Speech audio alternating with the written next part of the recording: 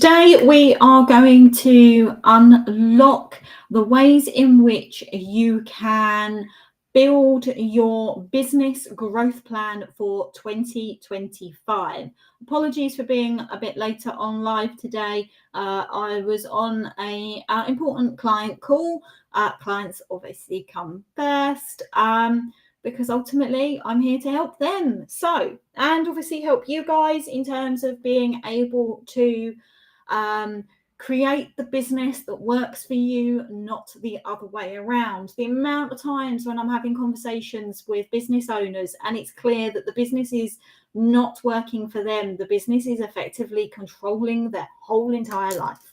And this is what we want to make sure that in 2025, this changes for you. So now, often people refer to a business plan. Now, I like to refer to it as a business growth plan. Why do I call it this? Because effectively, to me, the business growth plan is all about being a working document to help your business grow.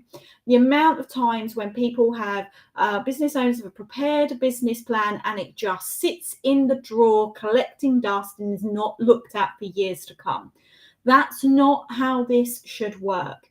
This is your way that, when we talked last week about reflecting on your year before, by looking at your business growth plan when you get to the end of 2025, you can actually look at it and say, well, I've achieved that goal. I've done this. I've done that. I've ticked off these things. But you'll actually know that because you will be referring back to it throughout the whole of the course of 2025.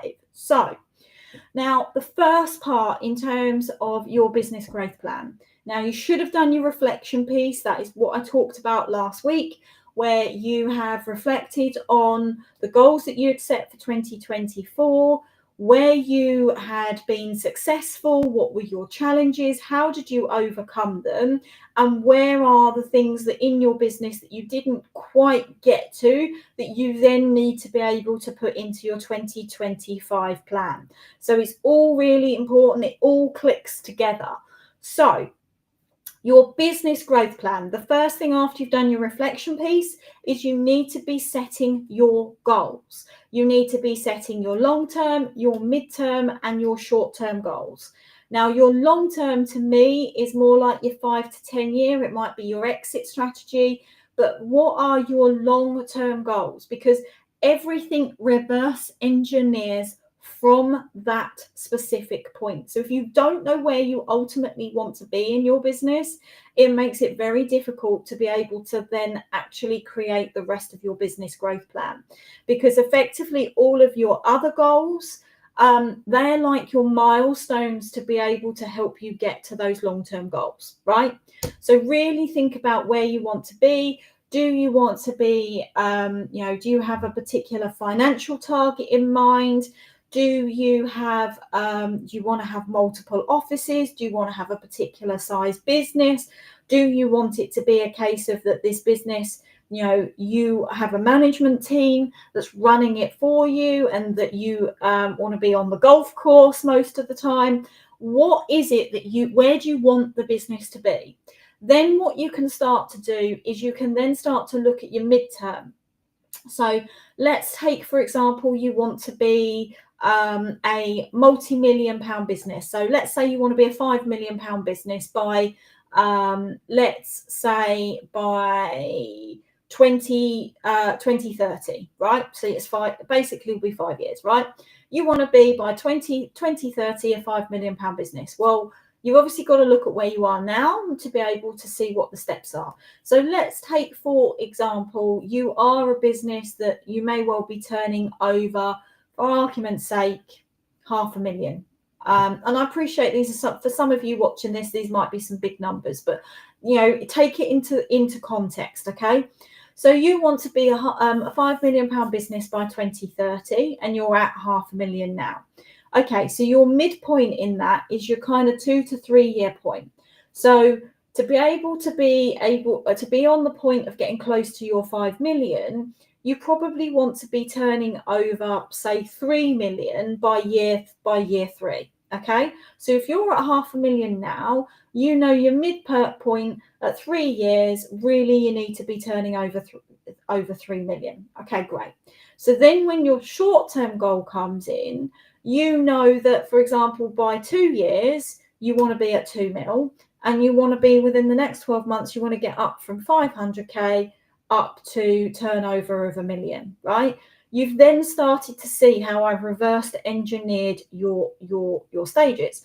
So if, for example, you've got this situation where you want to have a certain amount of a team, now you're going to be incrementally putting that team in. So if you want to say, for example, have a team of 10 people where you might have 5 on sales, 2 in your marketing, you have a finance manager, you have a HR manager, etc. I'm just plucking, okay, that's fine. So what you're then going to be doing is saying, right, to get to that level, my midterm point, I want to have at least 3 salespeople, and I want to have 1 marketing person.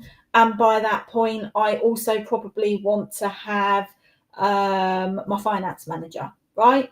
So you then know then the next bit down, you're then saying, right, okay, for your short-term goal, you probably want to be in a situation within your first year to have, you might already have 1 salesperson. So you then want to be in a situation where you've got 2 people. You may well actually not be quite at the point where you've got your marketing person yet. So, you'll have that as an external thing, but you realize actually for that, to get to the million, you need to have a finance manager, right?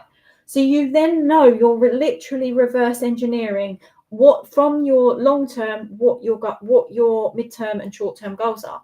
What you can then do is for your short term is you're then actually working out, okay, what are the action steps that I actually need to take by when in the next 12 months to get to that £1 million turnover.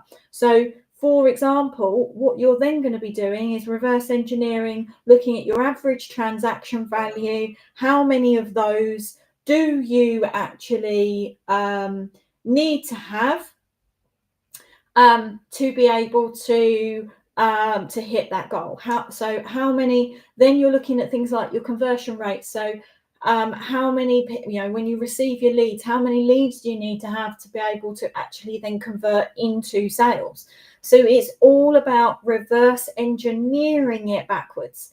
And when you do that, you're then creating your action plan to say, right, okay, so we need to be able to generate, for argument's sake, 100k in income per month, right? We know that our product is, say, a 5k product or service, should I say, or average transaction is 5k. Okay, that then gives you the maths that you can start to work, and you can then say, right, when you're then doing this business growth plan, it should be in conjunction with your marketing plan, because it's your marketing that's then going to help you generate those level of inquiries to be able to sell that level of services to be able to hit your target. It all goes hand in hand. Okay. Now, what you might be wanting to consider is adding services into the equation. So you're going to say, right, well, 6 months into next year, by say June, I want to have launched my service into this particular market. Again, you've got to reverse engineer what are the steps that you need to take to be able to launch that. So that will then again tie in with your marketing, because you'll be creating a campaign to be able to build a real interest in that new service. So by doing all of these things, you are literally then creating your step-by-step by when to be able to actually reach your goals. So what else should be included within your business growth plan other than your goal setting? So the next part is where you're actually putting your financial summary and creating a budget for the next 12 months, potentially next 2 years. So what's in your financial summary? Well, it should be obviously where your turnover you want to be, your profit level that you want to be. But what it should be is actually saying your financial summary for where you are now in terms of your turnover, in terms of your profit, but also your break-even point. You need to know what your expenses are in terms of what do you have to earn to be able to break even. And you can break that down into over the year. It can be broken down into month, I would say annually, monthly, and even actually if you've got an idea of how much you have to earn per day to be able to be profitable, that's also a useful number to have. Then your budget. So if you know what all of your milestones are, you've got to then be able to do the research to say, right, well, I'm going to need to have pay a recruiter, for example, to bring in your salesperson. How much is that generally going to be? Often it's at 18% of what the annual salary is. So in your budget, you're then putting in these additional things that you are creating. You might say, right, well, if I'm going to do this massive campaign to be able to launch this new service, I might have to bring in, a marketing agency to help me. There's going to be an expense involved in that. So you can then start actually building out your budget for the next 12 months. And that should be also part of it, because you need to be looking at that budget to see whether you are again on track. So your budget will be your turnover, it will be, the certain things that you are wanting to put into your business. It will reflect all of that. And you can then see, are you on target for that budget? Are you actually smashing that budget? Or are you like, okay, maybe I was a little bit optimistic. Now, I always like to go more on the optimistic, because even if you don't hit everything, you're more like, if you make it more optimistic, you're more likely to push yourself. If you make your goals and your budget on a very pessimistic approach, you might well reach it, but actually you're not going to push yourself as hard as if you have a more optimistic positioning.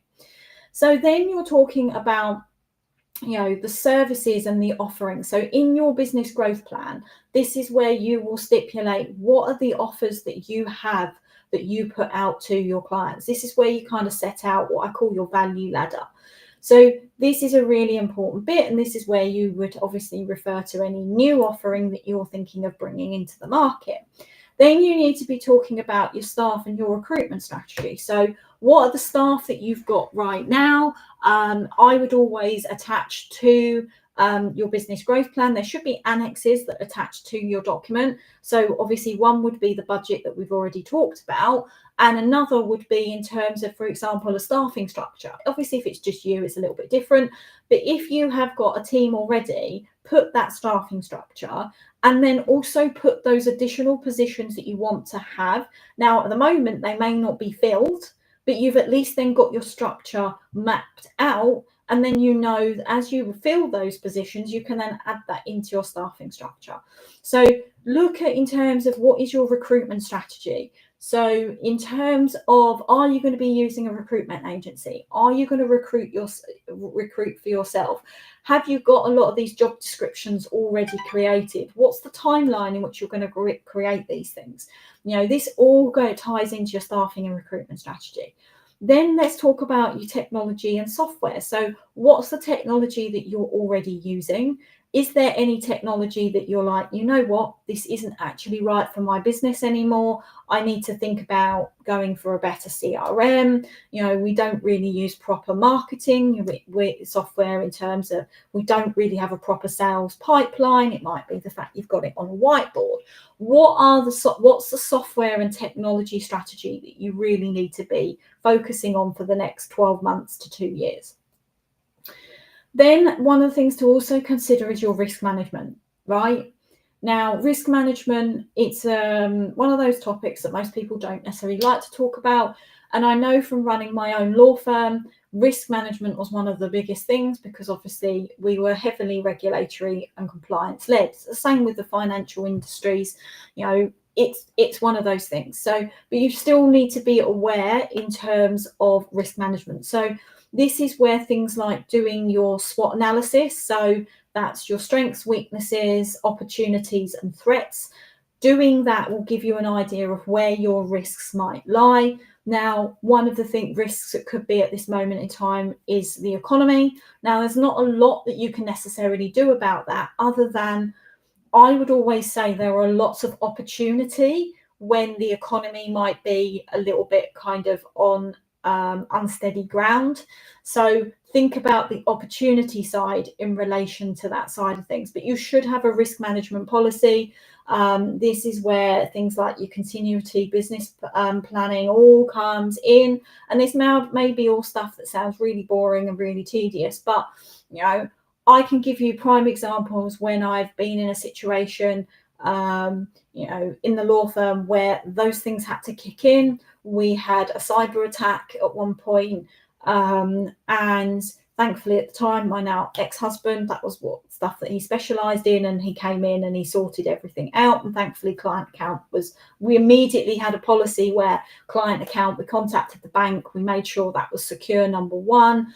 So there are things that happen that you need to be able to prepare for. Even a simple thing like yesterday, where Meta went down, and I was in the middle of watching. I've been participating in a business challenge. I run them, but I also do my own research, and I also participate in other coaches' challenges. And they were due to be going live at 7:30 last night on Facebook. They couldn't, right?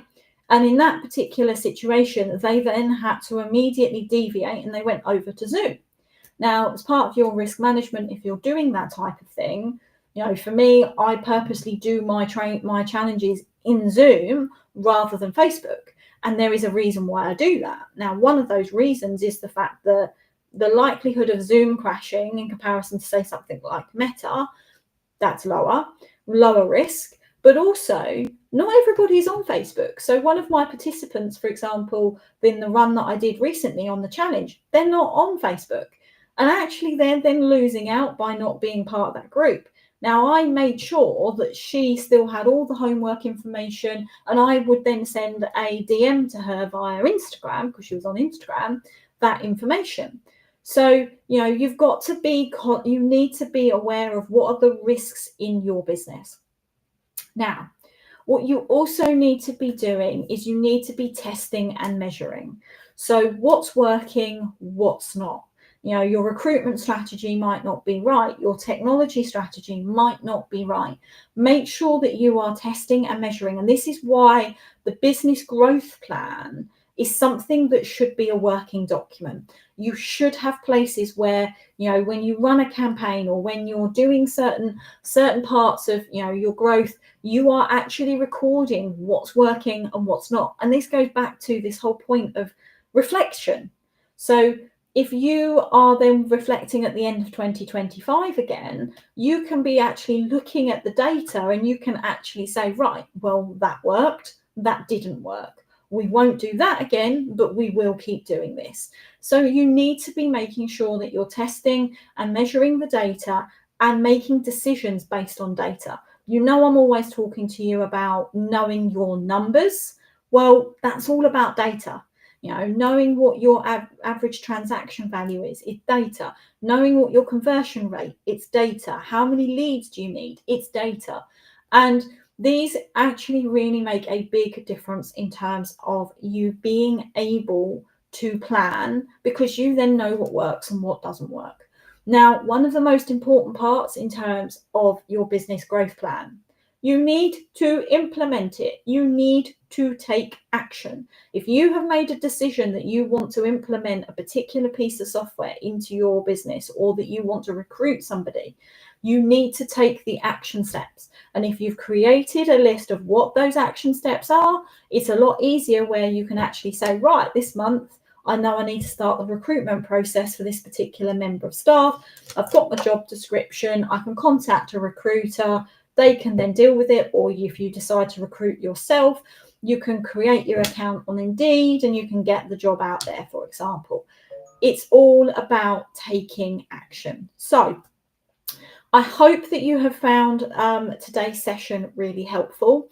If you would like some support in relation to creating your business growth plan, then please put in the comments plan, and we can touch base, and we can potentially set up something like a power hour session, coaching session, and I can help you create your business growth plan.